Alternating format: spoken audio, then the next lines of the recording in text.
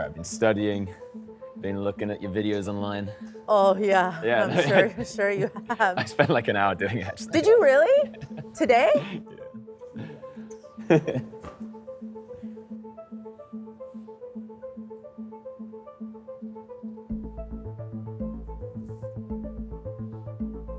40?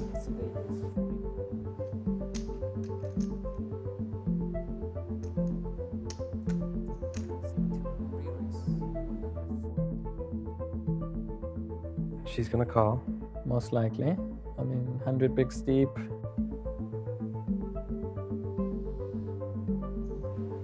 Nice hand. Nice hand.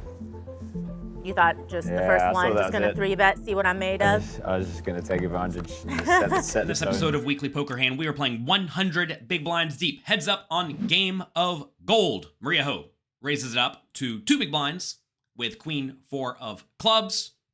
2 million chips deep at 10,000, 20,000. Charlie Carrel, loose, aggressive, splashy, battler. He tried to run a bluff right off the bat by saying he studied all Maria's content, even though we know full and well he didn't. He 3-bets it up to 140,000. This is a great spot to 3-bet with a lot of your best hands, and King Queen certainly falls into that category. Back to Maria. She has an easy call in position whenever you are playing heads up and you are in position, facing a 3-bet for someone who is good and loose and aggressive. You can't go around folding too many reasonable suited hands, so she calls. Let's head to the flop. Oh, baby. Good start. Charlie running pure today. Oh, come on. I mean, really?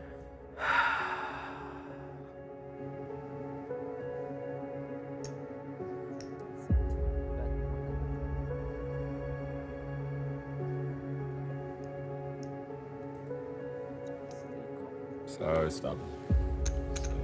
The flop comes Queen of Hearts, 9 of Hearts, 5 of Spades. Charlie decides to go for a small-ish continuation bet on this relatively dynamic board. He goes 110,000 into the 280,000 pot. Look, this is definitely a spot where you want to bet and get money in the pot. If I was in his shoes, I would have bet a little bit bigger, because if you consider the range of hands Maria is going to raise and then call a 3-bet with, a lot of those are going to be high cards and middle cards. And all high and middle card type hands have some sort of pair or draw at this point, and they're just not going to fold. And you're going to find that typically on boards that contain 2 to a flush and or 2 to a straight are boards you typically do want to use a large bet size, especially with hands that are almost always good but very vulnerable to being outdrawn. And hands like Ace Queen and King Queen definitely fall into that category. That said, he goes 110. Maria, in position with her top pair no kicker, has a very easy call. You do not want to raise with top pair no kicker in situations like this, because if you raise and get called or re-raised, it's a disaster. But if you call, you keep your opponent in with their entire range, and you're doing perfectly fine. Let's head to the turn.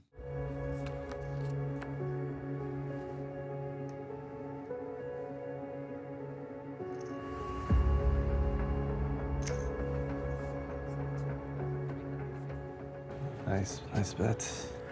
6 would be a nice river, a sick river. Interesting spot already. Not very easy for him to find bluffs. Like, that's one thing I think she will understand.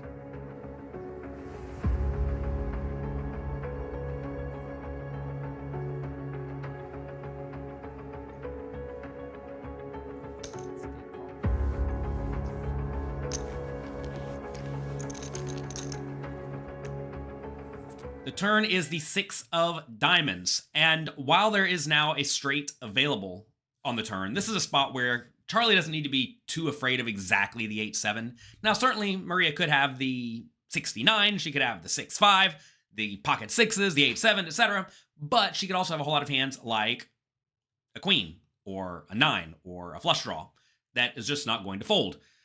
Charlie does go 350 into 500, which I think is good, strong, and reasonable. And then Maria, again, has just a very easy call. I realize she's in terrible shape at this point, drawing to only 7% equity.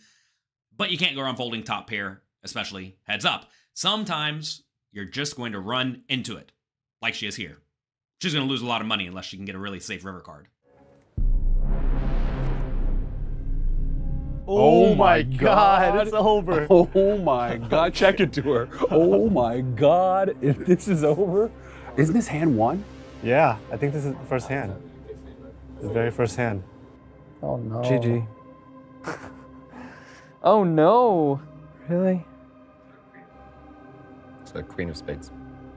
Are you asking me or are you telling me? I was telling you in case you didn't look. I thought you didn't look. Actually, it's been kind of hard to see the board. Oh, I'll tell you every Like, card. so, yeah, that would help. Check. Oh, get it in there somehow. Please find a way. I mean, they only have a pot size bet. The problem is, like, would she raise if he bets? Because he's not going to bet at all. Yeah, I think check is the move because just gamble that she doesn't have a 9, that she has to either bust the draw or. I mean, really? This is going to be one hand? I don't think he goes all in. Maybe not. Maybe yes.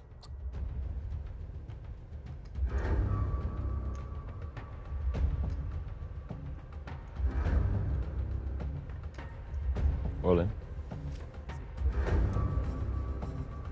He just shoved. He just open shoved. That's actually nasty. So he's thinking she doesn't have a draw, she has a 9 or even a queen. Oh, this is so sick. This is really Oh sick. my gosh. No snap call this game. The river is the disastrous queen of spades for Maria. Charlie is not afraid. He goes for a bit more than the size of the pot all in, 1.4 million into 1.2. Notice, if he bet just a little bit bigger on the flop, that would have allowed him to bet roughly the same amount on the turn, and he could have shoved for the size of the pot on the river, or maybe a little bit less than the size of the pot. And I think that's going to result in most people calling you far more often compared to when you shove even just a little bit more than the size of the pot.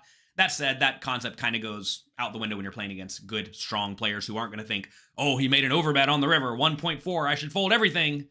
I don't think Maria's thinking like that, so perhaps this is perfectly fine. Anyway, Charlie goes all in.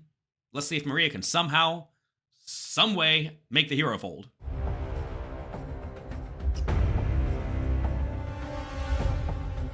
Okay, so tell me the whole board. So queen, 9, 5, 6, queen. 2 hearts. She's like, what the hell happened? How's this happening? What the is this? Hand 1.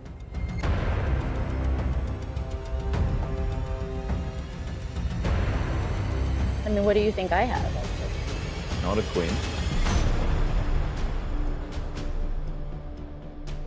Oh, he's gonna use time chips. She bought Oh a my time God. bank. This is awesome. I don't think you have 5. I think tanking so long, so maybe a 9. You could beat a 9, or you want me to fold a 9.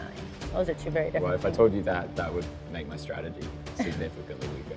Oh, he's going to get her with all the table talk. I mean, her hands is too strong. I think it doesn't matter if you talked or not. There's no way you can lay down a queen here. Maria's still in the tank. You think she's going to find a call or a fold? And do you think that all of Charlie's table talking antics are going to sway her one way or the other?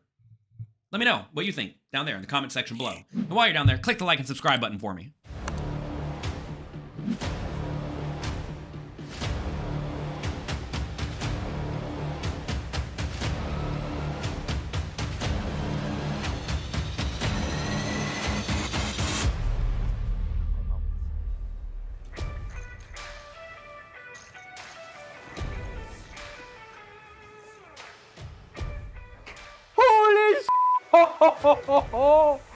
Oh my gosh!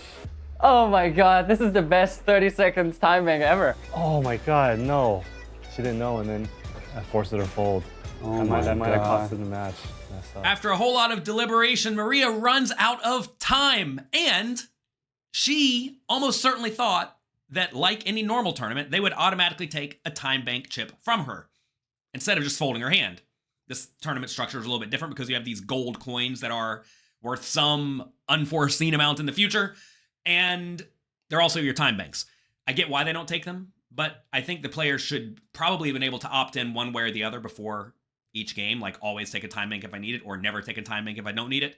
Anyway, Maria folded trips. Heads up. When the board didn't even run off all that scary. That's crazy. I think, if anything, Charlie's table talk induced Maria to just take a little bit more time. And this time, even though she was almost certainly going to find a call, I don't know how anybody can fold trips in this spot, she ended up folding her hand and saved a ton of chips. Great for Maria, terrible for Charlie. I'll talk to you next time.